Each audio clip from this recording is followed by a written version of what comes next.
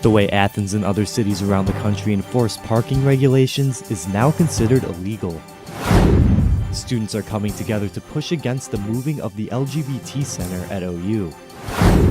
And in sports, one Cleveland Indian is heating up after a rough start to the season. Newswatch starts right now.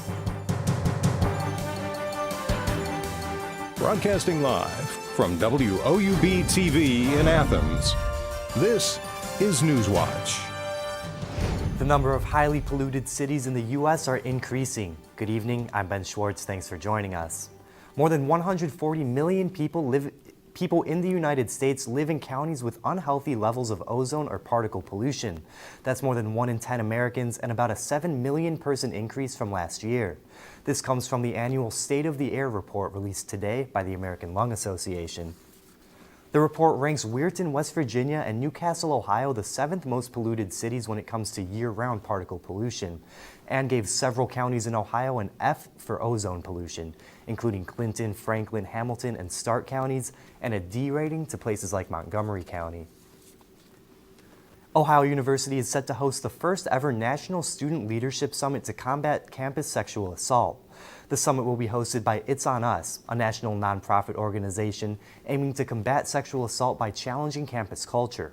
The organization was founded in 2014 as a White House initiative. Since then, it's grown into the largest student organizing program of its kind. The summit will take place August 2nd through the 5th. Ohio University has been removed from a national index of LGBTQ-friendly colleges and universities. Campus Pride Index told the university it was looking into actions related to the LGBT Center in March. Executive Director Shane Winmeyer says he sent a list of questions to President Dwayne Nellis. After several scheduling conflicts with President Nellis, Winmeyer removed Ohio University from the index for a minimum of 20 months. Dr. Gigi Sakubin, the head of the Office of Diversity and Inclusion, says the university has demonstrated commitment and support for the LGBT Center within the last 9 months. And students from the LGBT and multicultural centers at Ohio University held a sit-in on College Green earlier today. They're there in protest of the university's decision to move the LGBT Center to a new space connected to the Multicultural Center. An Ohio lawmaker is pushing a new bill which would prohibit performances by children in drag in bars. The bill comes after a frenzy of social media posts in Lancaster following a child's performance in a drag show at a local bar. It was introduced by State Representative Tim Schaefer, who highlighted his concern about human trafficking and the role money plays in such actions.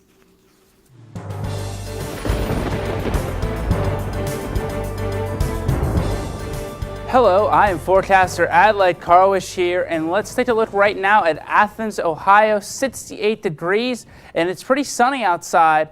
Oh, looking here, humidity at 34%, winds to the west-northwest at 0 to 5 miles per hour.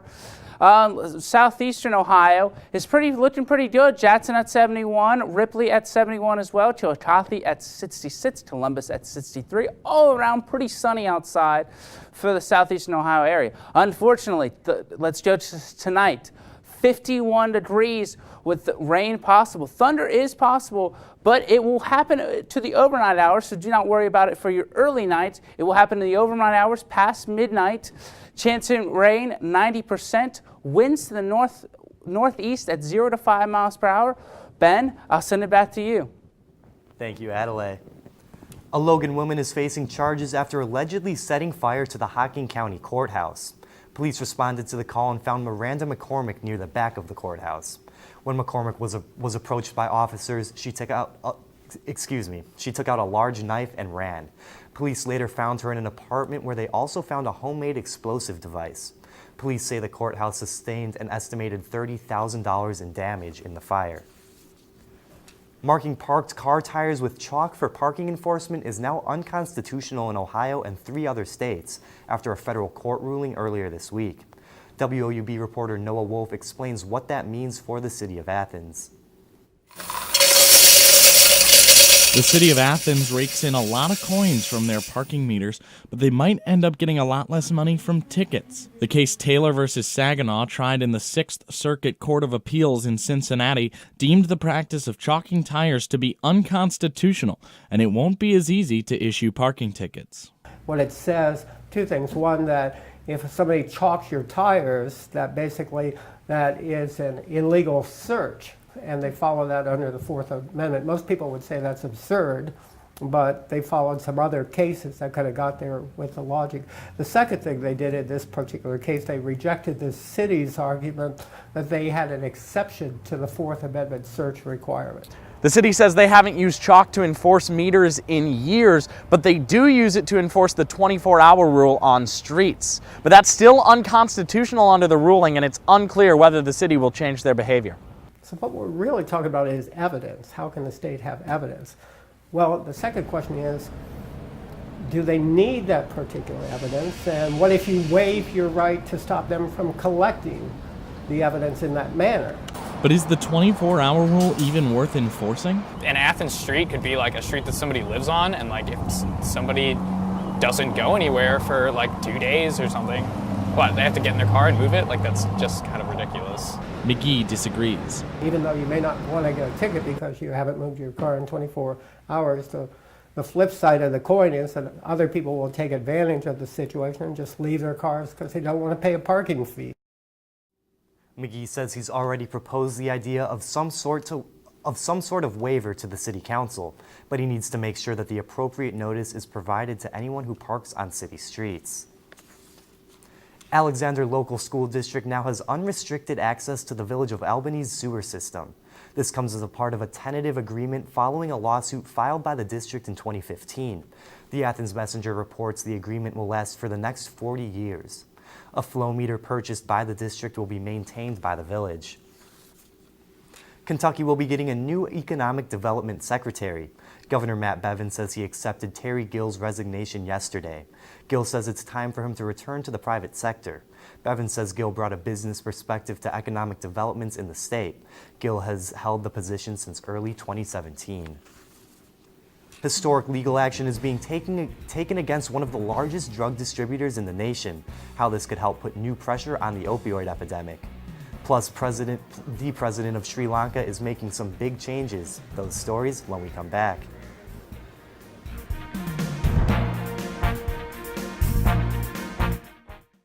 WOUB is member-supported public television. Your contribution keeps WOUB available in your community. Become a member with a gift of $60 or more for access to stream more than 1,000 of your favorite PBS programs through WOUB Passport. Programs like Nature, Sherlock, and all episodes of Downton Abbey and Victoria. Pledge now at WOUB.org. And thank you. This is a box that showed you a world beyond your own. It was just a box, but the world has changed, and so have we. And now the box can be almost any size or shape. And you decide what you want to explore. Anytime, any place. Break out of the box with PBS.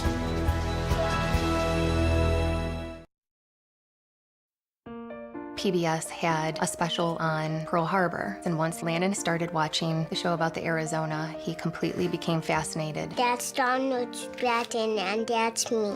And then his Christmas wish this year was to meet Donald Stratton, one of the survivors from the Arizona. So good to see you, buddy. Everything that Landon has learned from PBS, it's immeasurable. This is for you. Thank you, big guy. He is living proof of the effect that PBS has had on his life. I loved Ken Burns' series on the Civil War. It was deeply impacting. I love history. To have those stories told through these letters, through stories of love and loss, it rewrote the book on how to tell a story. When television was invented, there were a lot of people who had dreams about what it could do. I think PBS still aspires for and often succeeds at reaching the highest ideals of what television could be.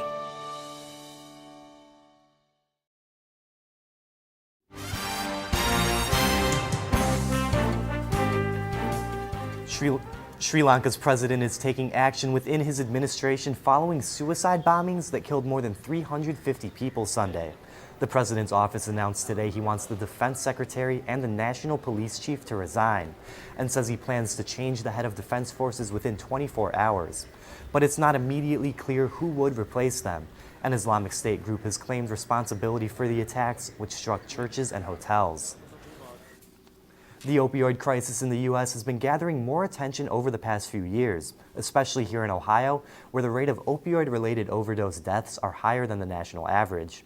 Now, in a historic move, criminal drug trafficking charges are filed against an opioid distributor for the first time. John Lawrence reports. A historic moment in the war on drugs. It is the first time executives of a pharmaceutical distributor and the distributor itself have been charged with drug trafficking. The charges are against Rochester Drug Cooperative, or RDC, one of the largest drug distributors in the nation. From 2012 to 2017, it shipped tens of millions of highly addictive oxycodone pills and fentanyl products to pharmacies that it knew were illegally dispensing narcotics. According to court documents, of the roughly 1.5 million narcotic orders made between 2012 and 2016, RDC marked just 4 as suspicious. The DEA says at least 2,000 of those orders should have been flagged. Our office will do everything in its power to bring to justice anyone responsible for unlawfully fueling this opioid epidemic, and that includes executives who illegally distribute drugs from their boardrooms. Lawrence Dowd, the former CEO of the company, is facing a single count of conspiracy to distribute controlled substances and a count of conspiracy to defraud the country. His lawyer says he is being framed and will fight the charges. A former executive with RDC pleaded guilty to similar charges, plus failing to file suspicious order reports with the DEA. I'm John Lawrence reporting. President Trump and First Lady Melania Trump will both appear at a summit on drug abuse and heroin in Atlanta today. The president is expected to introduce new initiatives during his remarks. The 4-day summit is expected to draw about 3,000 participants. The Trump administration outlined an initiative to stop opioid abuse in March of last year. A hazardous material team is monitoring air quality in Fort Worth after a train carrying ethanol derailed and caught fire. A Union Pacific spokeswoman says the train derailed about 12:30 a.m. today. She says the fire was mostly contained by 8 a.m. this morning. No one was hurt and nearly 20 nearby homes were evacuated as a precaution. The cause of the derailment is not known. Multiple states are considering adjusting their statute of limitations laws as the Boy Scouts of America prepare for a multitude of sex abuse lawsuits. New York has already enacted such a law that will go into effect in August. Attorney Jeff Anderson is working with survivors from the Boy Scouts in New York. He says the state's soon-to-be law is a great step towards justice. And knowing that survivors will now be given a voice and are given a voice to bring an action the same way we brought actions against the Boy Scouts of America, the Roman Catholic Church hierarchy, schools and organizations across this country, survivors in New York are now given that chance, but they don't have that chance to exercise that voice and do it legally. The Boy Scouts of America say they now require background checks for all staff and volunteers. An E. coli outbreak is hitting 10 states, including Ohio and Kentucky. So what to watch for so you don't get sick, that's still ahead.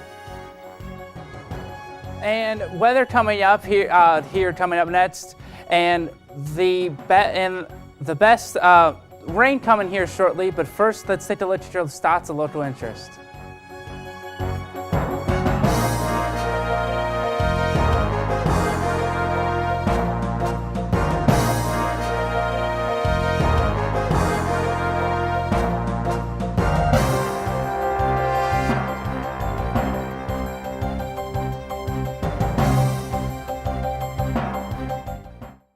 WOUB is member-supported public television. Your contribution keeps WOUB available in your community. Become a member with a gift of $60 or more for access to stream more than 1,000 of your favorite PBS programs through WOUB Passport. Programs like Nature, Sherlock, and all episodes of Downton Abbey and Victoria. Pledge now at WOUB.org. And thank you. I loved Ken Burns' series on the Civil War. It was deeply impacting. I love history. To have those stories told through these letters, through stories of love and loss, it rewrote the book on how to tell its story. When television was invented, there were a lot of people who had dreams about what it could do. I think PBS still aspires for and often succeeds at reaching the highest ideals of what television could be.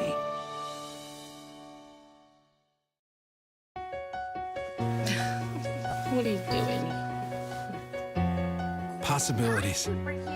Your day is filled with them. Reach up, energy in the fingertips, collapse. TV, play Downton Abbey. And PBS helps everyone discover theirs.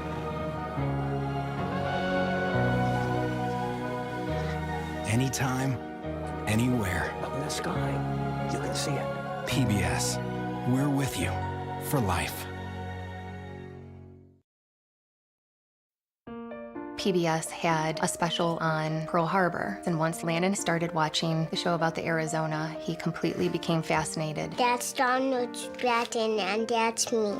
And then his Christmas wish this year was to meet Donald Stratton, one of the survivors from the Arizona. So good to see you, buddy. Everything that Landon has learned from PBS, it's immeasurable. This is for you. Thank you, big guy. He is living proof of the effect that PBS has had on his life.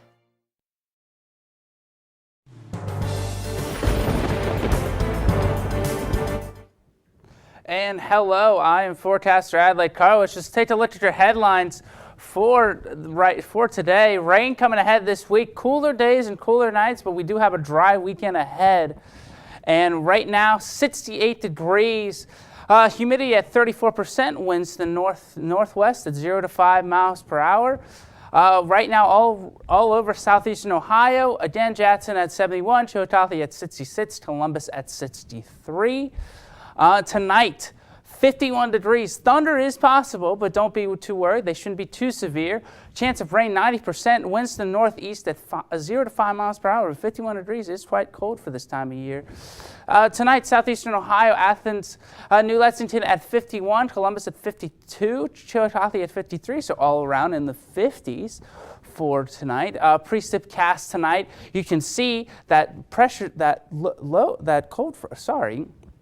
you can see this front coming through here, and it's showing a lot of rain here for the overnight. Tomorrow morning, 54 degrees, 54 degrees at 8 a.m. Excuse me.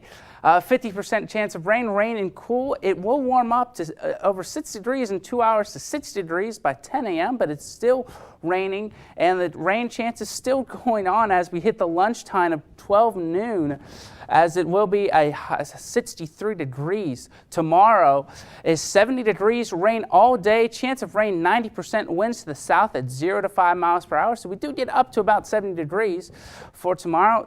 Tomorrow all over southeastern Ohio, again, Columbus at 70, Chillicothe at 71, Jackson at 72, Ripley at 74, and New Lexington at 69. So mostly in the 70s, a few in the upper 60s for tomorrow. So it'd be a pretty warm day, but it will be raining. This is for tomorrow as well. It's going to be pushing up through. You're going to see that same one we just saw a few seconds ago be pushed up, and it will continue to add more rain to the region. Tomorrow night, 56 degrees. The rain continues, and if there's been a theme for this entire thing, is that there will be rain. Chance of rain 90%. Winds to the south as 5 to 10 miles per hour. As the wind gets a little bit more up a little bit, and you can see again cold front moving through. More rain for the tomorrow night, and let's take a look at your 7-day outlook here. 70 degrees on Thursday. We take a look at the weekend. 65, 61. It's the 2 dry days in that entire week, entire 7-day outlook there. That's pretty good if you're planning to go out for the weekend, especially for the seniors. It's really sort of your last weekend. And by the time by Monday comes around, it's going to be coming back to the rain. Ben, I'll send it back to you. Thank you, Adelaide. The E. coli outbreak is now in 10 states, including Ohio and Kentucky. Federal officials now say more than 150 people have been infected with the disease, but no deaths have been reported, according to the CDC. The illness is linked to tainted ground beef, but no supplier or distributor has been identified yet. The measles outbreak has reached record numbers. There are now 681 diagnosed cases, which surpasses the highest number on record since the disease was declared eliminated in 2000. Experts say most of the cases have emerged in communities with low rates of vaccination, fueled by anti-vaccine messages many times posted on social media. In 1989, the National Infertility Association launched the first Awareness Week to help erase some of the stigma surrounding infertility. This year's theme is Infertility Uncovered. Today's Health Minute talks about some of the common myths surrounding the condition. Robert Callara, the president and CEO of Resolve, the National Infertility Association, wants to take away the shame that some women feel when they talk about their struggle to have a child. According to the National Institutes of Health, 11% of women of reproductive age have experienced fertility issues, which leads us to the first myth. I think the biggest one that we hear is that it's a woman's issue, when in fact infertility impacts men.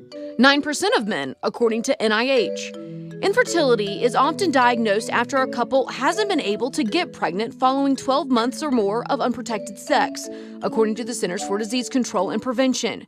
For women 35 years or older, that number is reduced to 6 months. It can also describe women who have suffered multiple miscarriages.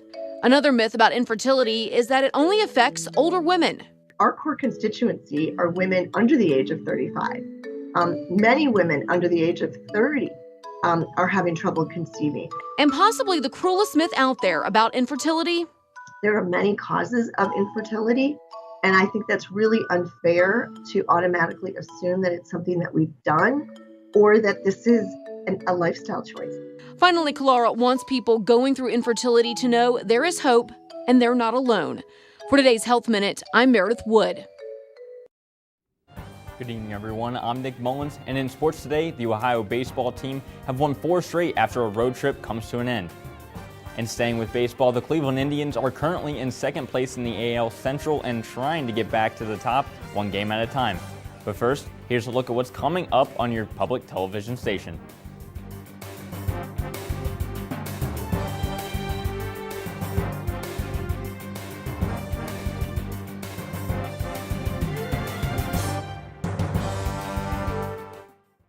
Is a box that showed you a world beyond your own. It was just a box, but the world has changed, and so have we. And now the box can be almost any size or shape. And you decide what you want to explore. Anytime, any place. Break out of the box with PBS.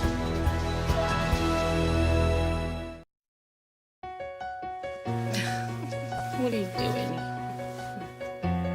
Possibilities. Your day is filled with them. Reach up, energy in the fingertips, collapse. TV, play Downton Abbey.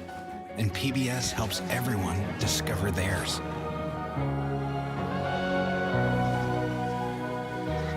Anytime, anywhere. Up in the sky, you can see it. PBS. We're with you for life.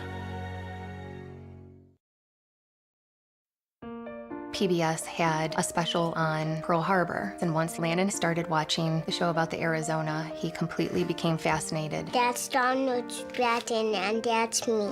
And then his Christmas wish this year was to meet Donald Stratton, one of the survivors from the Arizona. So good to see you, buddy. Everything that Landon has learned from PBS, it's immeasurable. This is for you.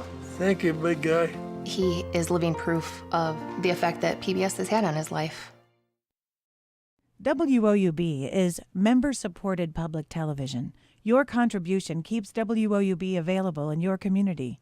Become a member with a gift of $60 or more for access to stream more than 1,000 of your favorite PBS programs through WOUB Passport.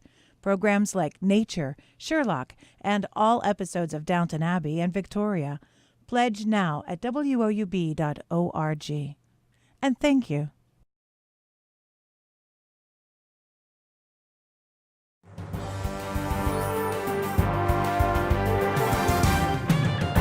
Welcome back, I'm Nick Mullins. The Ohio baseball team is getting hot at a good time in the season. They have won 4 straight, all came on the road. Despite only 2 hits yesterday, the Bobcats edged out a 3-2 win over Youngstown State. Ohio is now 14-24 on the season and sits at 8-7 in MAC play. Freshman Joe Rock allowed only 1 run in his 6 innings on the mound. The Bobcats only scored 1 run during that time. A Rudy Rote double tied the game in the 6th. Ohio's next 2 runs came without a hit. The Green and White will return home this weekend in a critical 3-game series against Kent State. The Golden Flashes sit just a game ahead of the Bobcats in the Mid-American Conference standings. Ohio will have to find a way to get the Bats going if they hope to continue their winning streak and keep climbing up the MAC standings. The first game against Kent will be on Friday at 6 p.m. at Bob Brennan Stadium. And sticking with baseball, the Cleveland Indians lost 3 straight coming into today. If they wanted to get back to first place in the division, they needed to get something going. Someone else who needed to get something going was Jose Ramirez. He came into the game hitting just .157 with 5 RBIs in 22 games. That solo shot in the first might have given him the jolt he needed. In the third, with a runner on, he finds the hole on the defense, bringing in another runner. Cleveland was still up 2-1 until Miami's Prado hit a solo shot to left in the top of the 8th. And then in the bottom half of the inning, Jake Bowers brings in a runner with a 1-out hit. And then with 2 outs, who else at the plate? He's going to finish it off of a breakout day. Jose Ramirez smokes one past the first baseman to bring in 2 runners. And the Indians would finish off Miami in a 6-2 win. Besides baseball, in Cleveland this time of year usually marks the NFL mock drafts, and this time the hope for the Browns fans with the first round of the NFL draft taking place tomorrow. This year the Browns have hope in the team they already have. The Browns won't have the first overall pick for the first time in 2 years. They traded their first round pick this year for exchange for Odell Beckham Jr. with the New York Giants. And in fact, Cleveland makes a trade. They won't have a first pick in the first round for the first time in years. This year, their first pick is in the second round at number 47, and they have a total of 8 picks. Now moving to the ice, the Columbus Blue Jackets have their second round opponent set after the Boston Bruins outlasted the Maple Leafs in a 5-1 Game 7. The Blue Jackets are coming off an upset sweep of the Tampa Bay Lightning. The Lightning tied the NHL record for wins in a season, while the Blue Jackets were set at an 8 seed. After winning their first ever playoff series, the Blue Jackets have a lot of hope going into round 2. Since the Blue Jackets are the lower seed, they will head up tomorrow. Game 1 will be set at 7 p.m. Thank you, Nick. A California skydiver who lost a prosthetic limb during a jump has been reunited with it. Police say Dion Calloway lost the leg during a jump from 10,000 feet. It was later found in a nearby lumber yard. Authorities were able to track down the skydiver and return the $15,000 prosthetic. Calloway actually lost his natural leg in a skydiving accident 2 years ago, but neither incident has discouraged him from doing what he loves. Now let's head back to Adelaide for a final look at weather. And right now, tomorrow in Athens, let's just take a look at tomorrow. 70 degrees, rain all day, chance of rain 90%. It's not going to be a good day. Make sure you bring your umbrella there. Winds won't be... Thursday, let's take a look at your 7-day outlook here. Thursday, 70 degrees, looking pretty good. We hit Friday and we started the weekend. You talked about those baseball games. Tell me about for the baseball. By the time that rain will disappear by 6 p.m., games start, and Saturday, Sunday, looking actually pretty good. 65 and 50 degrees. Sunday, 61. But the problem is it's going to get really cold Sunday night. 40 degrees on Sunday and Monday. And by the time you get to start with the rest of the week, the rain's going to start coming back here, there. 66 on Monday, 75 on Tuesday, 79 on Wednesday. So rain will be coming back. Ben, I'll send it back to you. Thank you, Adelaide. And that does it for our broadcast this evening. Thanks for watching. I'm Ben Schwartz. Stay tuned for the PBS NewsHour coming up next. And remember, you can find the latest news anytime at WOUB.org. Have a great night.